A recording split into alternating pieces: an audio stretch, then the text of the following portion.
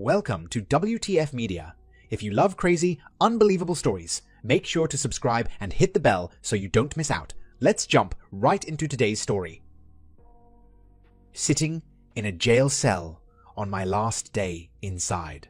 I'm actually quite happy that I'm sat here at the end of my stretch. I learned a lot from the old lags in here. I think the story that led me to this time and place is an interesting one. It all started when Sally, my wife, and I moved into a posh new estate in a new town on the outskirts of London. It was full of young up and coming go-getters, much like ourselves. It was fun to mix together.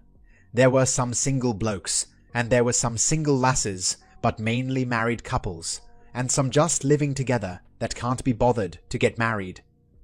There were parties most weekends at someone's house. We were all youngish, vital, up-and-coming middle management types in a range of lawyers, advertising agencies, and estate agents.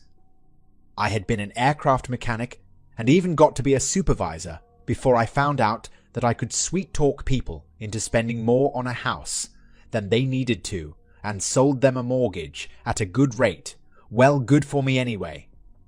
Sally was a minor sales executive in an advertising agency. We were all really quite well off, and life was good. We would quite often all meet up in a local wine bar midday on Friday to whinge about clients who didn't know they were being ripped off, full of mutual back-patting. One particular Friday I phoned Sally to let her know I was not going to get there until about 3 or 4 o'clock.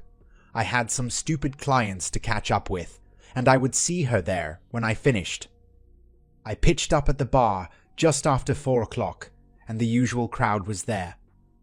I couldn't see Sally, so I asked one of the girls where she was. She wasn't feeling well, so Gerald took her home. Sally and Gerald worked at the same agency, so they are going to be a bit friendly. The problem was that Gerald was a bit of a womanizer and a bit of a twat when it came to women. He had that I am God's gift to women attitude.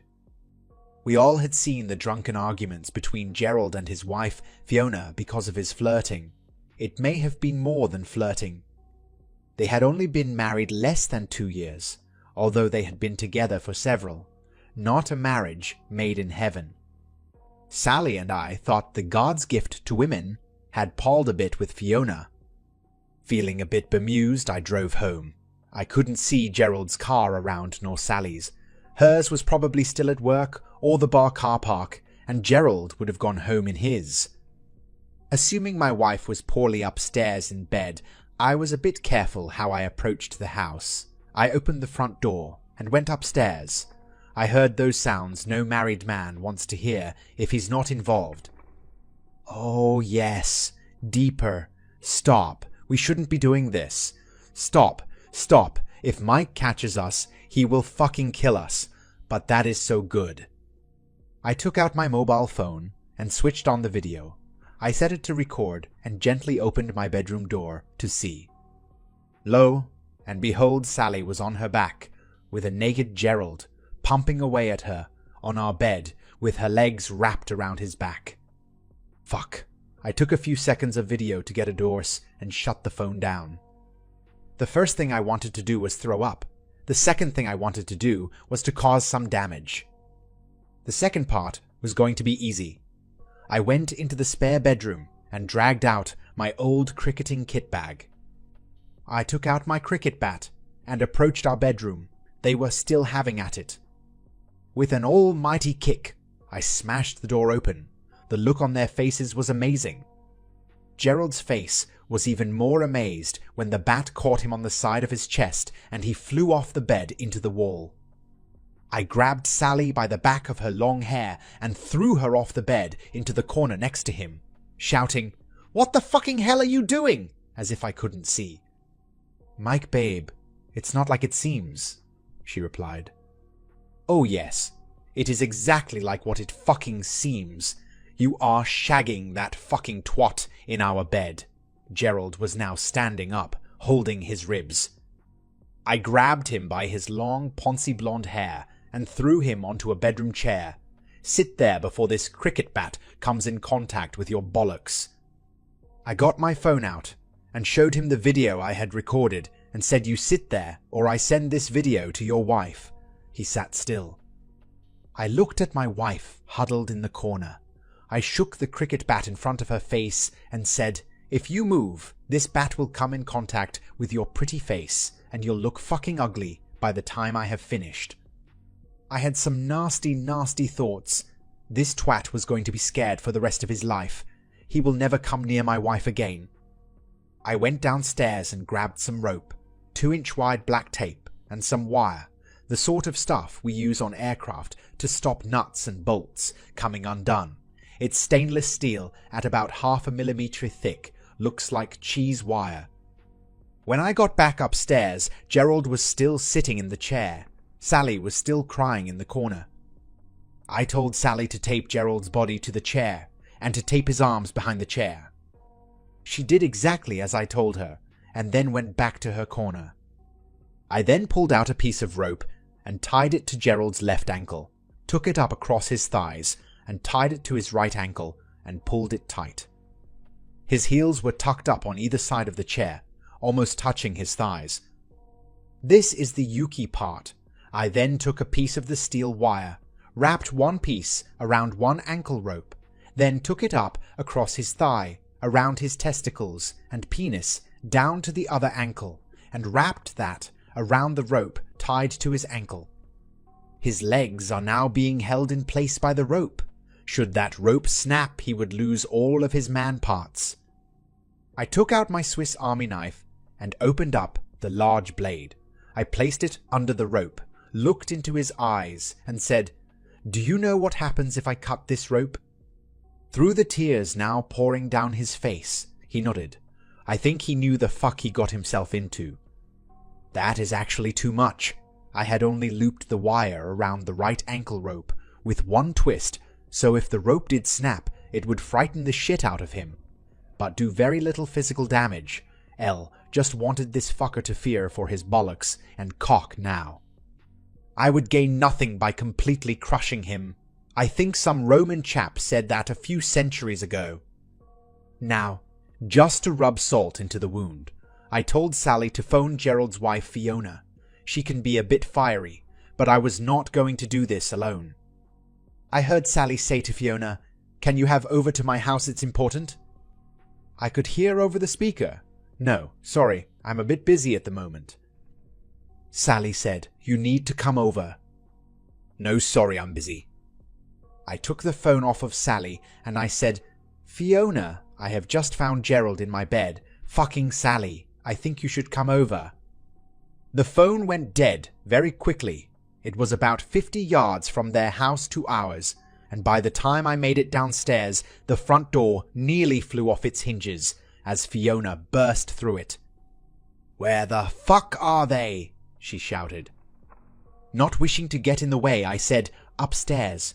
She was like a tornado bursting into our bedroom, and all she could see was Gerald taped to a chair, his ankles up by the side of his thighs, and a piece of cheese wire wrapped around his man parts. She started in at him straight away. "What the fuck? Not again." "No, no, no," he said. "I told you I would cut your bollocks off next time, and here we fucking are, cock and bollocks ready to come off," she replied. I was amazed at her next actions. Fiona grabbed the knife off of me and placed it under the rope. "Right, you twat. You tell me everyone and every date you have fucked since we've been together," she said. He went grey. She got out her mobile phone and started walking around him, videoing him. He was in no place to argue. You could tell he was scared. "Right, let's have the names." He started spilling his guts. "Girls from work, neighbors, friends," he replied. Fiona sat down on the bed with a look of confusion on her face, which soon turned to disgust. "These are my friends. You're fucking my friends." She looked at me with imploring eyes and said, "Could I have a drink of water? This is too much." I went to the bathroom and got her a glass of water and took it back to her. She was standing by Gerald with the knife still in her hand. She drank it in one go. I bet she wished it was gin or vodka. I started on him, and how many times with that slut, pointing at Sally. This is the first time, honest. We just got chatting about sex and got carried away. I sort of believed him about the first time with the threat he was under. Not sure about the rest though. Standing in front of him, Fiona said, "Right, you twat. You're holding something back. What is it?" His face dropped. "There's more. I think you're lying. I've not been with you for this long, and not knowing when you're lying, okay?" That was when she offered the knife back up to the rope. "Tell me, you cunt, or you become a eunuch. In fact, you will become more than a eunuch. At least they had a cock left to piss through," she said. "Promise you won't do it if I tell," he said, looking down at his genitals. "I promise," she replied. "Okay, it was Felicity," he replied. "What?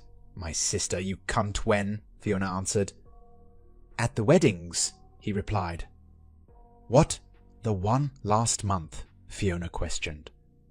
Looking down, he nodded at his trapped appendages and said, "You promise not to." "I promise. Now fucking get on with it." "Which wedding? There has only ours and Felicity's last month." You could see the light come on in Fiona's head. "Our wedding," he nodded, still looking down. "Weddings, plural?" he nodded. "What? Hers as well," he nodded again. "I will remember this part for the rest of my life. It all happened in slow motion." Fiona leaned within inches of his face and whispered, "You cheated. I lied." The knife came up and parted the rope. Released from their restraints, Gerald's legs crashed to the floor. I saw the wire cut into the flesh of his thighs. That shouldn't happen, I thought to myself. The wire should have come undone. Then I saw his penis and testicles shoot across the room, propelled by a stream of blood. That is a sight that will haunt me till the day I die, and the scream was probably the loudest thing I have ever heard, and I used to work on aircraft that had jet engines with reheat. The thought, fuck, now I am going to have to change the carpet, and the bed passed through my mind. Then the training kicked in. I rushed past him to the bathroom, knocking him on his back. I couldn't raise the damaged area, but I could stop gravity helping. The screaming stopped. He either fainted with the pain, or I knocked him out. I grabbed the towels and went back and shoved them onto the wound. I yelled at Sally, more towels, and phoned the ambulance. There was nothing more I could do, apart from apply pressure to the wound, and then I noticed Fiona had her phone to her ear. Now the git has shut up. Yes, I said, I have cut my husband's cock and balls off with cheese wire, Fiona uttered. There was a pause as she listened. Yes, I have got that. Keep the bits cool, not cold, not the freezer. I have just the thing. Between her thumb and forefinger, she picked up Gerald's appendages and went to the bathroom. Ah, good idea. Cold water, probably the best we could do at the moment, I thought, and then I heard the toilet flush. Shit, has she just flushed his cock and balls down the bog? She came back into the bedroom and said to the person on the phone, "Done that, nice and cool now." Another pause. "No, not a game. The bastard was cheating on me. Won't do that again, will he?" And she laughed. More towels. He was looking very pale now. The first to arrive was the police. A young constable came through the bedroom door and said, "What's going on?" And that was as far as he got when his dinner joined the mess on my already dirty carpet. Fortunately, the paramedics were made of sterner stuff and had probably seen it all before. "Well done, mate. We got this now. You probably saved his life. Where are the bits?" he asked. "I think she flushed them down the toilet," nodding to Fiona. "Oh fuck," was the reply. "She must have been really pissed off." "Shagging your wife's sister at her and your own wedding will do that," I replied. Fiona was being escorted out to the police car. Sally and I were asked to accompany the police to the station after Sally got dressed. The interview with the police was quite simple. I told them exactly what happened from my point of view, including the wire not being twisted and should have come off. Fiona told them her story, and fortunately for me, she admitted that she had tightened the wire as it was coming loose, and she didn't want to ruin the illusion. She was just a woman. How would she know about how to lock off cheese wire? Nobody believed her, but couldn't prove it. I went down for 3 years for false imprisonment. I was fortunate in the judge. I found out later that he had been cheated on by his wife. Otherwise, I may have got a longer sentence. Apparently, it helped that I saved his life by what I did. I only served 18 months. The GBH charge didn't stick as I pleaded temporary insanity, finding my wife being shagged by one of our friends. Fiona got a suspended sentence for illegally disposing of human body parts, or some such thing, and had to attend a psychiatric hospital. Sally was an innocent party and was not charged with anything. I divorced Sally, and it came through whilst I was inside. Sally lost the house because she couldn't keep up the payments without my wages. She almost lost her job as Gerald worked at the same place. My time inside was quite easy. Healthcare, television, reasonable food, and when I was asked why I was, and I told the other lags that I cut the cock and balls off the man I found shagging my wife. A bit of a fib, really, but I did set it up. I was sort of held in high regard. I left the prison on a bright sunny morning. I had a train ticket in my pocket as the resettlement people had found me a job up north. I was surprised to see Sally waiting for me. She had only visited twice since the divorce became final. Despite the warm day, she was wearing a belted Macintosh. I had a feeling I knew where this was going, as this was one of my fantasies. As I approached her, I could see I was right. She gently undid the belt and gradually opened the Macintosh, holding it in front of her so that I could see she was naked except for stockings and a suspender belt. She closed the coat, leaving a lot of cleavage on show. As I walked up to her, she slipped her arm into mine and we carried on walking. She said, "Hello, sweetie. Now you're out. I'll start to make it up to you. I have a hotel room booked just around the corner." I was looking forward to a few beers after 18 months, without any, but I could get beer any time. Sex was going to be harder to come by. I looked at her and said, "Lead the way, my lady." As we walked, she said to me, as if trying to get it all out before we reached the hotel, "I know we're divorced, but I want to make it up to you. I do love you, and I know I made a big mistake. I don't know what came over me. It's all my fault, and I have to take all the blame. Can you find a way to forgive me, please? I will prove I can be faithful. I know it won't be easy for you to trust me again, but please give it a try," I grunted. "Please just think about it. Please just think about it," she asked. I just grunted again. We went to the hotel, and the looks we got as we walked through reception told me this was a fairly usual occurrence. People coming out of prison and jumping straight into a hotel room. She swiped the card, and we entered the room. Sitting on the dresser was a bottle of gin and some tonic water. She smiled and said, "You better get undressed whilst I get you a drink." There was no finesse about this. I took a mouthful of the gin, then tore her coat off and threw her on the bed. I rolled off her and said, "Thanks, I enjoyed that." I took a more leisurely drink of the gin and tonic, and then looked at her and said, "Where do you think we should go from here?" She laid in my arms, looked me in the eyes, and said, "I know it was my fault. I hurt you. I should have said no, but I got carried away. It won't happen again. I can promise you that." "But I heard you say he was good. Was he better than me?" I asked. "No, he wasn't as good as you. He was slacking. I was trying to boost his ego so he would go harder. He's no match for you," she replied.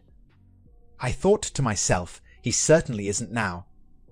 "So, you risked our marriage for a bit of fun, and he wasn't even as good as me? That's very disappointing," I asked. "I know I was wrong. It was my mistake.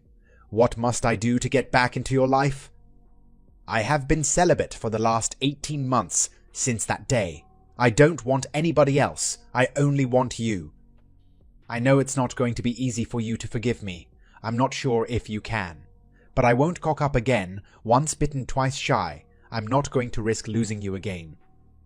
I'm not likely to make the same mistake twice. Can we make a go of it, please? Can we at least try? She replied. I let her finish her little speech. The thing about being an estate agent and a supervisor is you become a bit of a psychologist, and you learn to read people by their actions and words. Looking at her, I said, I think I've had enough rest. Let's go again.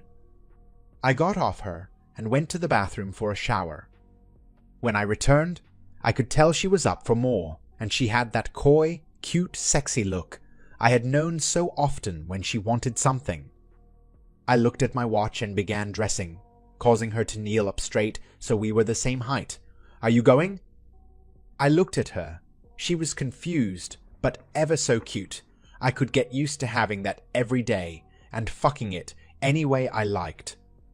Yes, I have trained to catch, I replied. But why? She asked. I looked at her and said, the resettlement people got me a job as an estate agent in Merseyside. It's just pushing paper for now, but I think I can make a go of it. I will think about your suggestion. By then, I was dressed and had reached the door. I opened it. I looked back at her and said, it would have helped me make a decision in your favor if you had said you were sorry. I heard her scream no as I closed the door. I lied. I got on the train to Lincoln. I went back to being an aircraft mechanic. It didn't pay as much as an estate agent, but at least the people weren't twats. The last I heard of Fiona, she was seeing a trick cyclist, and Gerald was now known as Geraldine. That's the end of this story.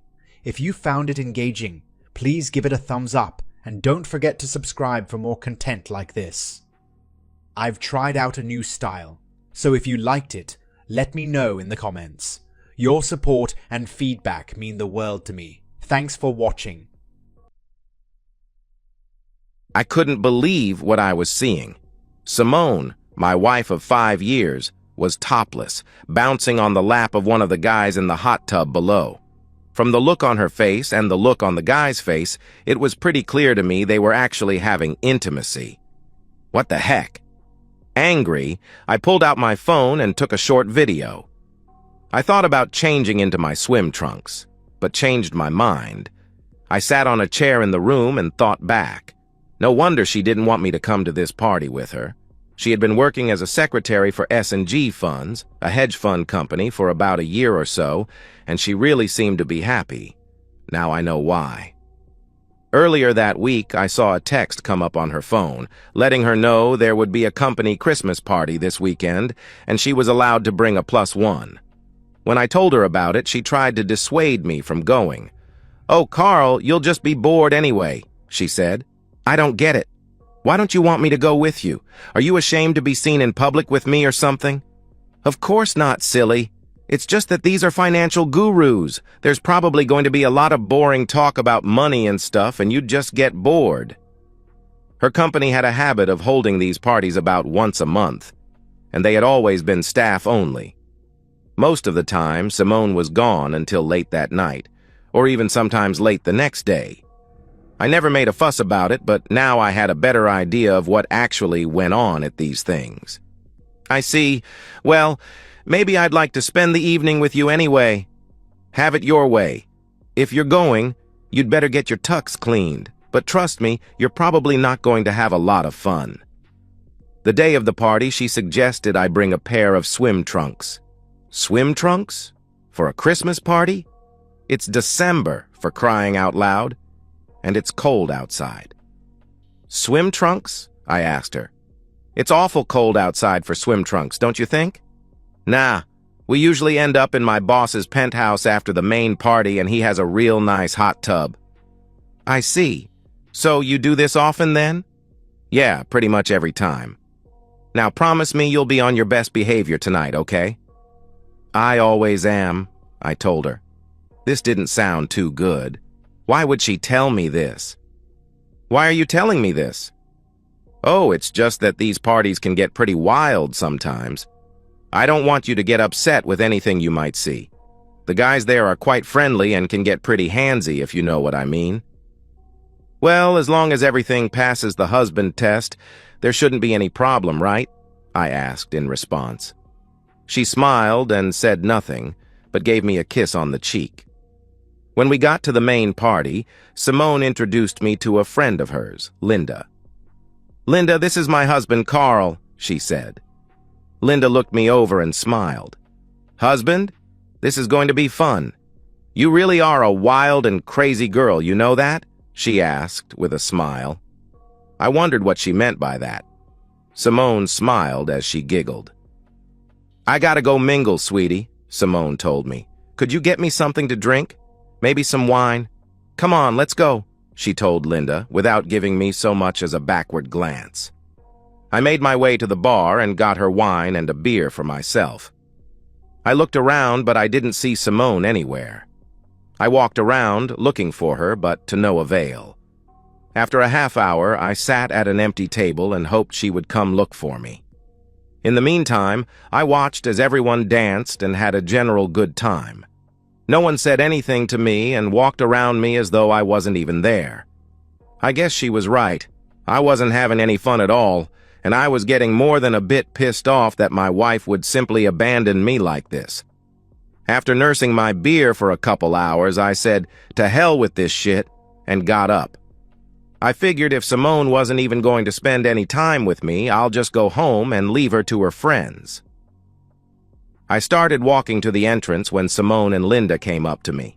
There were 3 other guys with them, and one had his arm around Simone's waist. Simone didn't bother to make any introductions.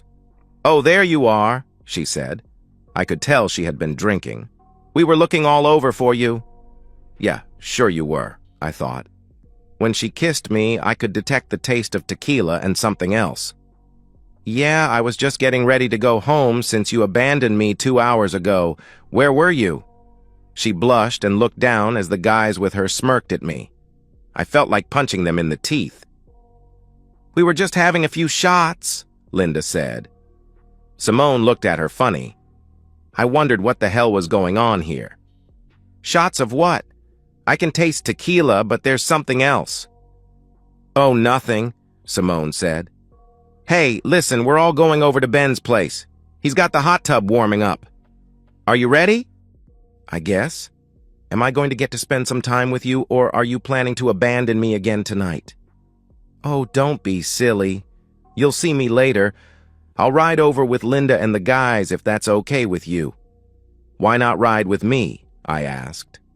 One of the guys grabbed her by the hand and pulled her away. "You can follow me, dude," he said in a tone of voice that pissed me off even more. Simone and Linda followed the guys, and I could hear them laughing as they left. I got my car and followed them. When we arrived, I saw that Simone had already changed into her bikini. What the hell was going on here? When we got there, Simone had already gone into the hot tub with the 2 guys, who I later learned were Ben and Dale, the 2 senior partners in the firm. Both of them struck me as little more than rich frat boys. Linda came over to me after they were outside. "So, you think that maybe we can hook up later tonight?" she asked. "What makes you think I'm even inclined to do that? I'm married." "Oh, I thought you guys had an open marriage or something." "What makes you think that?" I asked. "Well, the way Simone carries on with all the other guys. I thought you were into being especially the way she kissed you earlier." "What the hell makes you say that?" "What do you mean by the way she kissed me earlier?" I asked. "Well, she had already finished Ben and Dale. She still had their in her mouth when she kissed you. Did you enjoy that?" I felt like throwing up. Her expression changed when she saw my reaction. "Oh my God, you didn't know, did you?" "No." "How long has she been doing this?" "Ever since she came on board the company," Linda said. Oh my God, I thought. That's been over a year now. All this time she's been there and I had no clue. Is that what she was doing at the party? Intimating with those 2 guys? "And a few others," Linda said. I'm sorry. I just assumed you knew. She really does love you, you know. Yeah, I'm feeling the love, I said. Look, why don't you go upstairs and change? Maybe she'll keep herself under control tonight since you're right here. Yeah, right, I said. I headed upstairs, and that's when I saw her being intimate with those two guys. As much as I loved her, there was no way I was going to tolerate this. I decided to confront her about this and went downstairs. "Oh, there you are," Simone said as I got to the bottom of the stairs. "Why aren't you in your bathing suit? Aren't you coming out to the hot tub with us?" I grabbed her arm, pulled her into what looked like a study, and closed the door. "What's the matter, Carl?" she asked. "What's the matter? Were you ever going to tell me about having an open marriage?" "What?" she asked. "That's what Linda told me," I said. I pulled out my phone and played the video of her being intimate with the two guys in the hot tub. "What's this all about? Thought that maybe you'd just humiliate me even further after abandoning me at the party?" "Oh, come on, Carl. We were just having a little bit of fun. It doesn't mean that I love you any less. And yeah, I was being intimate with them as well. It doesn't mean anything." I couldn't believe what I was hearing. She admitted to having intimacy with them, and I was just supposed to go along with it. "It means everything," I said. I pulled off my wedding ring and put it in her hand. Then I grabbed her left hand and pulled off her rings. "Carl, what are you doing?" she asked. "You're a disgusting pig, and right now I hate your guts. Merry Christmas. I hope it was worth it to you. Don't bother coming home. I'll be seeing a lawyer about a divorce on Monday." "You can't mean that," she cried. "I love you. I don't want a divorce." "I don't care what you want anymore. I know the truth. I know why you didn't want me to come with you. I won't be your Goodbye, Simone." I turned and left. One of the guys, I don't know which, called after me. "Hey, brah, you leaving already? You know, that's one hot wife you got there. Glad you like her. She's all yours from now on." I left the penthouse, went downstairs to my car, and drove home. Simone began calling and texting me after I left, but I ignored her calls. When I got home, I deleted her messages and blocked her number. I changed out of my tux, grabbed some trash bags, and began tossing her clothes and things into them.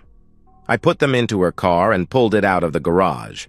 I removed the garage door opener and changed the code so she couldn't get back inside. By then, it was about 2:30 a.m., and I was dead tired. I fell on the bed and instantly went to sleep. I woke up the next morning to the sound of our house phone ringing. I picked it up without thinking. "Yeah," I said when I answered. "Carl, it's me," Simone said. "Please come get me." "Heck you, you're not my problem anymore." "Carl, please, we have to talk," she begged. "No, we don't. If you have anything to say, you can say it through my lawyer. You do need to come get your car out of my parking space. I've already packed all your shit in it," I told her before hanging up. She called right back, but I unplugged the house phone. I had no desire to ever see her face or hear her voice again. I fell back on the bed and went to sleep, plugging the phone back in when I got up. That afternoon, after I finally woke up enough to be coherent, I looked and saw that her car was gone. Good. Maybe she finally got the message. I started looking online for a divorce lawyer and read all I could find about the divorce laws in our state. This was a community property state, but we didn't own any real estate, so that wouldn't be an issue. We had no children, so there would be no child support. She made as much, if not a little more than me, so I didn't think there would be any alimony. I also found that while most divorces in this state were no fault, there was a provision to file on the basis of adultery, cruelty, or abuse. That would make the divorce more costly and take more time to resolve, but I didn't care about that. After looking, I noted the number for one Jenny Hawkins, attorney at law, and decided to give her a call on Monday. As I was making my notes, my cell phone rang. I looked but didn't recognize the number. I figured Simone could have been using someone else's phone to call me. But it could have been anyone, so I decided to answer it. "Carl?" asked a female voice. "This is he," I said. "Carl, this is Linda. I just wanted to let you know Simone is staying with me for a few days. Are you really going for a divorce?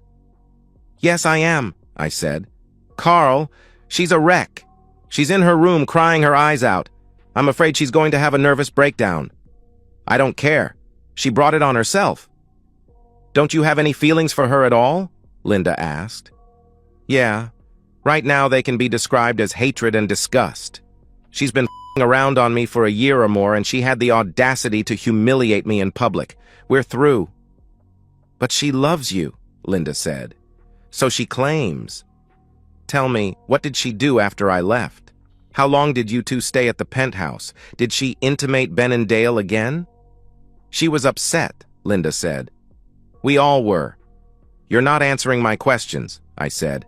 Okay, yeah, we all hooked up last night after you left. But only to help Simone feel better. You could have had a good time as well if you'd only stayed. Where the heck do people like you come from? I asked, incredulous. I gotta go, Linda. Goodbye. I ended the call, and that's when I noticed 2 text messages from numbers I didn't recognize. The messages came in early this morning after I had gone to bed.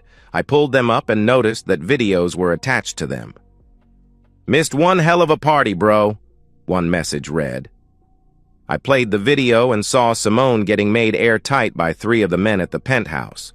I recognized Ben and Dale, but didn't recognize the other. Linda stood next to them, naked. The man I didn't recognize looked into the camera and spoke. That's quite a wife you have there, brah, he said with a shit-eating grin. Too bad you weren't here. You could have had a great time. They all laughed as he said that. Even Simone laughed. Yeah, I thought. So much for loving me. The second video was similar, but it ended with Ben smearing his on my wedding ring while Simone held it in her open hand. She looked at the camera with a smirk and licked it off my ring. My resentment for her only intensified. I transferred the videos to my PC and made a copy for the lawyer. I thought about sending the videos to all of her friends and her family, but decided against it, at least for now.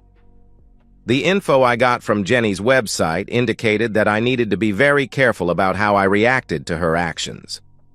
Any negative reaction on my part could easily undo my case, her site warned. Okay, so I decided to hold off for the time being. I didn't hear anything from Simone or Linda the rest of that day or the next, which was a good thing as far as I was concerned. I spent the rest of the weekend exorcising Simone's presence from the apartment. On Monday, I called my boss, explained the situation, and took a few days off for vacation. I knew I would be basically worthless, and my boss understood. He had gone through a divorce from a cheating wife, so he understood how I felt. I called Jenny's office and arranged for an appointment that afternoon. On the way to my appointment, I stopped at the bank and did everything I could to separate her from our joint account. I paid off her joint credit card, then canceled it. I took out half of everything and opened a new account in my name only. Jenny explained the divorce laws in our state and asked if I wanted to pursue an alienation of affection lawsuit against her bosses. She explained that it might not go very far, but there was always a chance, given the evidence I had. I told her to do what she thought best. Where would like them served? She asked me. At their office, I said. I wanted them to experience a bit of the same public humiliation they had heaped on me this past year. She nodded her head and made notes. When we finished, I paid a retainer and then headed home. On the way, I got a call from Linda. Hello, I said when I answered.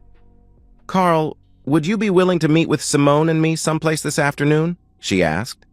Not really. I just finished seeing my attorney and she suggested I stay away from her. If she has something to say, she can do it through my lawyer. Would you like her contact information? Hold on, she said. I could tell she had placed one hand over the phone, and I could hear her talking to someone, but the voices were muffled. A few moments later, she came back on. I guess that'll have to do, she said quietly. After I gave her Jenny's contact information, she tried to lobby for Simone one last time. She really does love you, Carl, and she's willing to make this up to you. Can't you please find it in your heart to forgive her? Well, she has a damn funny way of showing her love. And how exactly will she make this up to me? Can she herself? Can she turn the clock back a year? I don't think so.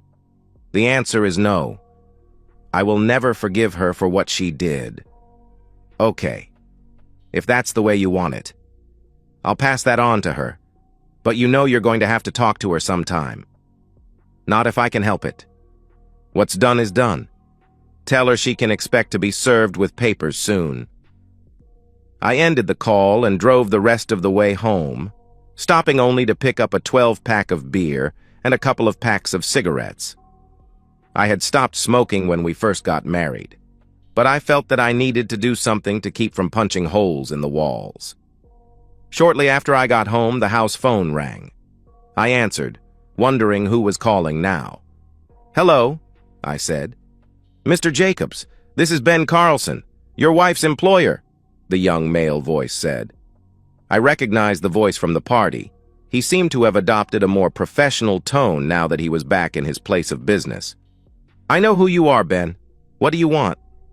"Look, I know you're upset about what happened Friday, and I want you to know that we all thought you were okay with your wife's activities at the company gatherings," he said. "So you knew she was married during all this?" I asked. "Yes, but honestly, she told us you guys had an open marriage and that you were okay with what she was doing." "And you never bothered to ask me about it?" I asked. "I didn't think I had to," he said. "And the videos you guys sent me Friday night? What was up with that?" "Those videos were her idea. Look, I'm really very sorry about all this. Is there anything I can do to make it up to you?" "Yeah. You can let me kick your balls into the middle of next week after you testify against her in court. Oh, and I intend to sue you for alienation of affection. If you really want to make it up to me, you'll accept my terms without any argument. Anything else?" "You're really suing us?" he asked. "Yes, especially since you've been violating your own moral clauses for the last year while you've been destroying my marriage. Look, man, this was all just in fun. We didn't intend to destroy your marriage." "Well, what did you think was going to happen?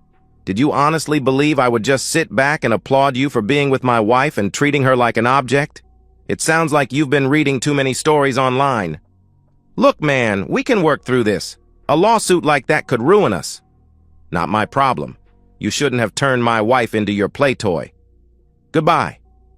I slammed the phone down and grabbed a beer, then headed to the balcony for a smoke. I didn't hear anything from the cheaters until Wednesday, when they were served at Simone's office. "I don't believe you actually did it," Linda said. "You didn't even give her a chance to explain. Do you have any idea how humiliated she is right now?" "I really don't give a blip. She didn't care about humiliating me with her cheating, so I simply don't give a blip. Goodbye, Linda. Don't call here again," I added, slamming the phone down. God, that felt so good. A few moments later, I got another call. I recognized the number as coming from Ben's office. "What?" I yelled as I answered. "You coward," he hissed. "I'm going to get you. How dare you sue me? Simone wanted to be with all of us, you fool. Maybe you should have treated her better." "Go ahead, jerk," I said. "How dare you mess up my life? Now I'm going to ruin yours." I slammed the phone down and called Jenny to tell her about Ben's threat. "Good," she said. "I'll file for a temporary restraining order against Simone as well as her cohorts today. I'll make sure you get a copy of the order. Remember what I said. Don't do anything stupid." "What if he comes after me?" I asked. "Make sure that you have witnesses and don't instigate anything," she said. I understood what she meant. Later that afternoon, there was a knock on the door. True to her word, Jenny had filed the TRO and a courier had just delivered my copy. I decided to hedge my bets somewhat and purchased a small motion-activated camera to cover my front room. I also had a nice Louisville Slugger close to the front door just in case. I figured if Ben or his accomplices intended to make good on their threats, I needed to have something for evidence, and I needed some means of protection. Things remained relatively peaceful for the rest of the week. Thankfully, I didn't hear anything from Linda, Simone, or her boyfriends. until Saturday night, that is. I was sitting on my balcony nursing a beer and a cigarette when I heard my doorbell. That was followed up by pounding on the door. I ground out my cigarette and went into the front room and looked out the peephole in the door. Sure enough, it was Ben, and I could make out someone with him. The pounding continued. "Open up, Jacobs, I can hear you in there. Open up so I can kick your back." "You're violating a restraining order. I'm calling the cops right now, Ben," I said as I dialed 911 on my phone. "You wouldn't dare. Open up now, goddammit," he yelled. "Take your medicine like a man, you little wimp." When the 911 operator came on, I told them what was happening at my door. "We've gotten a couple of calls for that area and have already dispatched a couple of cruisers to your location. In the meantime, do not open the door until officers arrive." "Thank you," I said before ending the call. The pounding continued, and I began to wonder if he was going to break the door down. I clutched the bat tighter and waited. "God damn it, open up before I break this door down," he yelled as he pounded on the door. I heard a commotion and looked through the peephole. I saw two very large police officers putting cuffs on Ben and the other man with him. One of the officers knocked on my door. "Police," the officer said. I opened the door to see the two men in cuffs. Ben looked at me as the officer led him back to his cruiser. "I'm not finished with you, wimp. I'm going to come back and kick your back." I looked back at the officer. "Do you know this man?" he asked. I nodded my head and showed him the copy of my TRO. He read it over and spoke on his radio before addressing me again. "We'll be taking them downtown. They'll be spending the night with us. Can you tell me what this is all about?" He took copious notes as I told him my story. "Thank you for your cooperation," he said when I finished. "I don't think he'll be giving you any more trouble for a little while." I closed the door and locked it before heading back out to my balcony with a fresh beer. The next day, the news of Ben's arrest hit the papers. "Hedge fund CEO arrested," the headline read. The short story below didn't go into a lot of detail, but something told me this was just the beginning of his downfall. Over the next few days, more articles came out saying that a number of S&G's clients were leaving the company. It seems their clients felt they couldn't trust a company that ruined their employees' marriages. Naturally, this had an impact on the company's bottom line. Good, I thought. I went back to work the following Monday. It was difficult, but I managed to get some work done. I never heard from anyone for about 3 weeks. Then I got a call from Jenny. "Good morning, Carl. How are you holding up?" "About as well as can be expected." "Any word from Simone?" "Yes. She's gotten an attorney and they've petitioned the court for marriage counseling. The judge agreed and has ordered 6 sessions beginning this week." "They can do that?" I asked. "Yes, and it would be to your benefit to show up. If you don't, the judge can hold you in contempt of court and even put you in jail." "There's no way I'm reconciling with that woman," I told her. "I understand, but you need to show up anyway. If the counselor sees there's no hope for reconciliation, she'll let the judge know." "Okay. Was there anything else?" "Yes. Her attorney tells me that Simone is pregnant. If that's the case, the court won't do anything more until paternity has been established." "So I have to wait another 8 or 9 months?" I asked. "As of right now, yes. If it's your child, you'll be ordered to pay child support." On a positive note, however, the judge has agreed to a legal separation, at least until she gives birth. "Wonderful," I said. Jenny gave me the address for the counselor and wished me luck. I wrote down the information and put it on my calendar.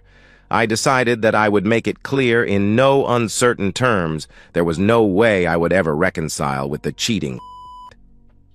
When I got to the counselor's office, I was ushered right in. A somewhat older woman looked at me over her glasses.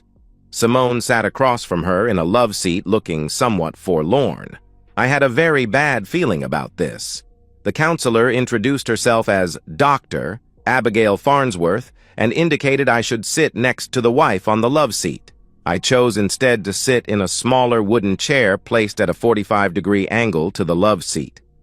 "Good to see you could make it, Mr. Jacobs," she said. "I understand I have no choice," I said, crossing my arms in front of my chest. "True still. I'm glad to see you here." She turned to Simone. "Tell me, Mrs. Jacobs, what do you hope to get from these sessions?" "I want to get back together with my husband. We're going to have a baby and I want to be a family again." I snorted in derision as she said that. Abigail looked at me. "And what do you hope to get out of these sessions, Mr. Jacobs?" she asked. "What I want is for you to realize there's no way I'm reconciling with that," I said, nodding my head in Simone's direction. I saw her recoil when I did that. Abigail nodded her head. "Not even for the sake of the child?" she asked me. "I honestly don't think it's my child. If by some miracle it is, I'll pay child support and I'll do everything I can to be a father to it. But there's no way I'm reconciling with her. Period. End of sentence." "Not even for the sake of the child?" she asked. I pulled out my phone and brought up the videos that were sent to me. I showed them to Abigail. She was clearly disgusted with what she saw. When they finished, I put my phone back in my pocket. "I see you're married, Doctor. Tell me, if that was your husband in those videos instead of her, would you want to reconcile? And what if you learned he had been doing that to you for more than a year and actually did it in front of you? Would you reconcile then? This isn't about me. This is about the two of you. And now you have a little one to think about." "Wrong, Doctor. She has a little one to think about. I don't believe her child is mine. In fact, I'd be willing to bet on it. I would like a few answers from her, though." Abigail thought for a moment, then nodded her head and looked at Simone. "I think he's entitled to some answers, don't you?" she asked Simone. She looked down, sheepish, her face burning with embarrassment. She finally looked up at me before answering. "I guess so," she said. Abigail looked at me before speaking. "The floor is yours," she told me. I nodded my head in thanks and turned back to Simone. "The night of the party, you knew what was going to happen, didn't you?" I asked. She nodded her head. "Yes," she said. "And that's the real reason you didn't want me to go with you, isn't it?" I asked. "Yes, it is. I tried to warn you that you wouldn't have any fun." And you were right. It was the absolute worst night of my life. When you kissed me at the party, you deliberately made sure you had those two men's in your mouth when you did, didn't you? Her face burned red for a bit. "Yes, I did," she said. "Why? Did I do something to deserve that kind of humiliation?" "You did nothing. We just thought it would be wicked and exciting." "So all of you planned to humiliate me, didn't you?" I asked. "And you intended to humiliate me even further at Ben's place, didn't you?" "Yes and yes," she said sheepishly. "How long have you been screwing those guys?" I asked. "Pretty much from the time I joined S&G, she said. "Again, why?" I asked. She shrugged her shoulders. "Because I liked it. It was fun. It was naughty and exciting. They made me feel good." "How many times did you give me or kiss me with their fluids still in your mouth?" I asked. "I don't know. A few I felt like throwing up after hearing that, but managed to keep myself under control." "How many men did you have intimacy with since you started there?" "Not counting me," I said. "I don't know. Maybe 4 or 5 dozen." 4 or 5 dozen, I asked, shocked. "You've been intimate with 48 to 60 other men over the last year? My God, woman, are you out of your mind? Haven't you heard of STDs? What, were you trying to kill me off with something? Do you even know who the father of this child is?" "Not 100%, she said. "But you expect me to raise it and pay for it, don't you? You're a real piece of work, you know that?" "But I love you," she said quietly. "Well, I don't love you," I said, my anger building. "Not anymore. In fact, I hate your guts right now, and I hope you rot and die of AIDS." Both of them looked at me shocked. Simone looked as if she was about to start crying, but I didn't care. In fact, I wanted to hurt her even more with my words and started to say something else, but Abigail stopped me. "That's enough, Mr. Jacobs. You've made your point. I see you're determined to throw away 5 good years of marriage." I didn't throw anything away. She did. The first time she spread her legs for another man, and it wasn't 5 good years. 4, maybe. The last year, she wasn't really my wife. She was just a fluid dump for everything she could get her hands on. You heard her. She screwed 48 to 60 men over the last year. She doesn't even know who the father of her child is. No, I will never, ever reconcile with that.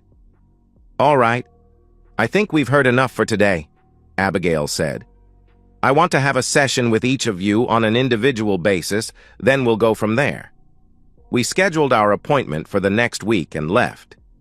I heard Simone call out to me when we got to the parking lot, but I ignored her and went to my car. As I pulled out, I saw her slumped over her steering wheel, sobbing.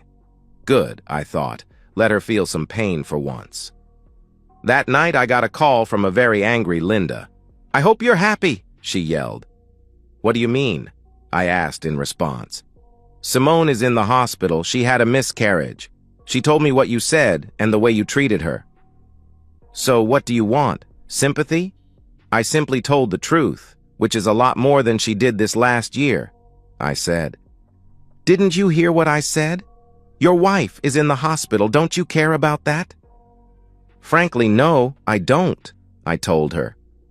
"My God, you really are a bastard," she said quietly.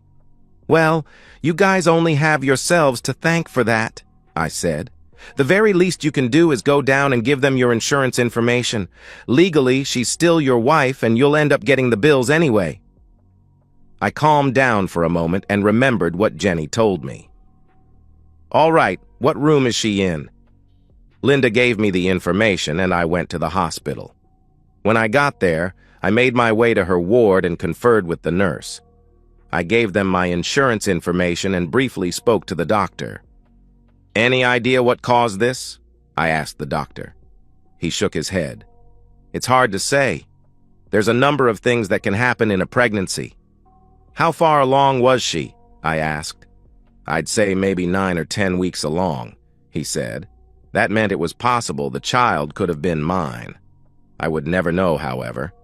It didn't matter, though. As far as I was concerned, her miscarriage only meant the divorce could proceed. "How is she doing?" I asked. "She'll be okay. I want to keep an eye on her for a little bit. But she'll be able to go home in a couple hours or so." "Thanks," I said before going into her room. She looked like hell, lying there in the bed. She looked at me with tears in her eyes. Linda stood at the end of her bed. "Are you happy now?" She spat at me. "Be quiet," I growled. Linda recoiled before leaving the room. I then turned to look at Simone. "I guess we're really through, aren't we?" she asked. I nodded my head. "Yeah, we are," I said.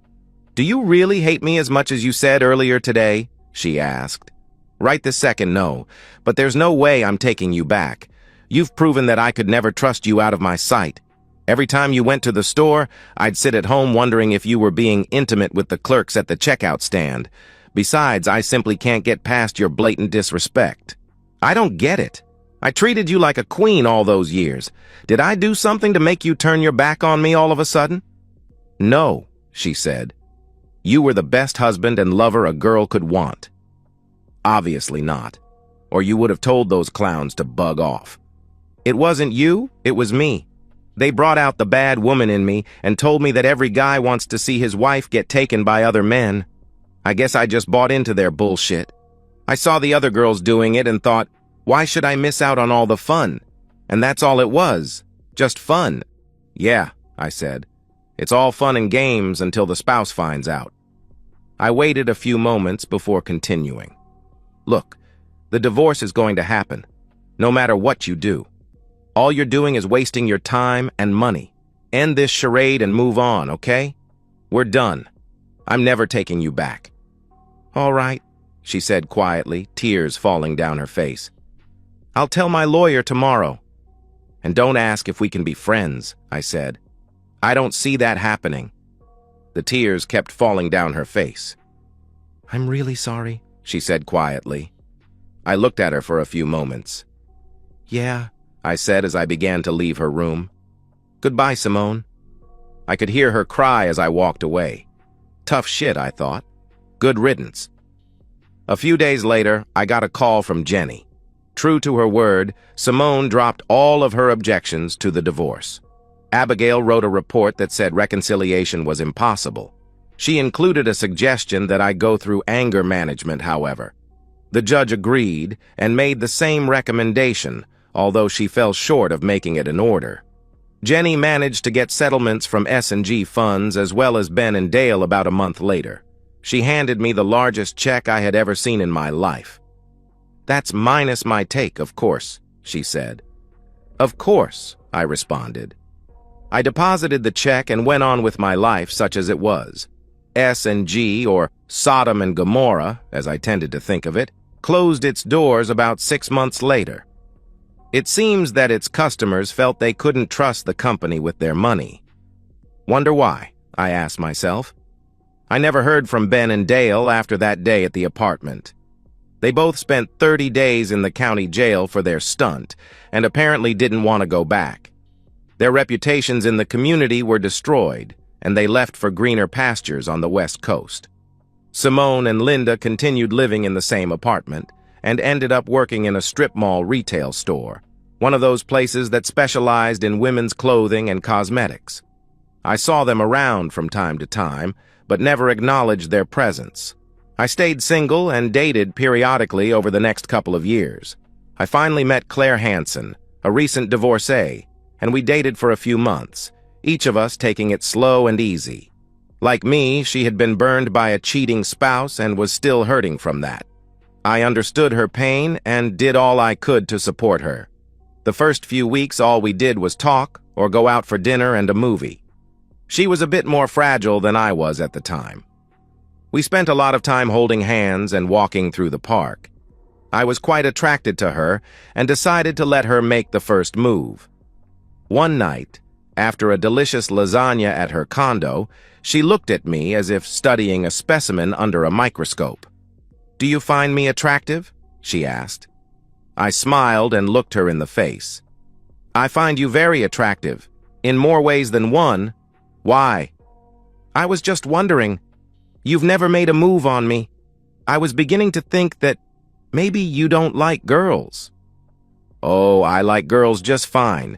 It's just once burned, twice shy, I guess." "I can understand that. But we're not all like your ex-wife." "True. And we're not all like your ex-husband. I happen to believe in the sanctity of marriage." She smiled. "I know you do. I hope you realize I feel the same way." "I do," I said. "So, what are you going to do with this little bit of information? Do you think you could manage to do more than give me a kiss on the cheek?" "Where would you like me to kiss you?" I asked, teasing her. She slowly lifted her dress over her waist. She gave me a sultry smile. I smiled and got down between her legs. Oh yeah, things were definitely looking good. And so, we've reached the end of today's story. Was it what you expected, or did it take a twist you didn't see coming? I'm curious to hear your thoughts. Share them in the comments below, and let's get a conversation going. If this story kept you hooked, make sure to hit that like button. And if you're new here or just haven't subscribed yet, now's the perfect time to join our community. I bring you fresh, captivating stories every day, so click that subscribe button and turn on notifications so you never miss out. Thanks for watching, and I'll see you in the next one.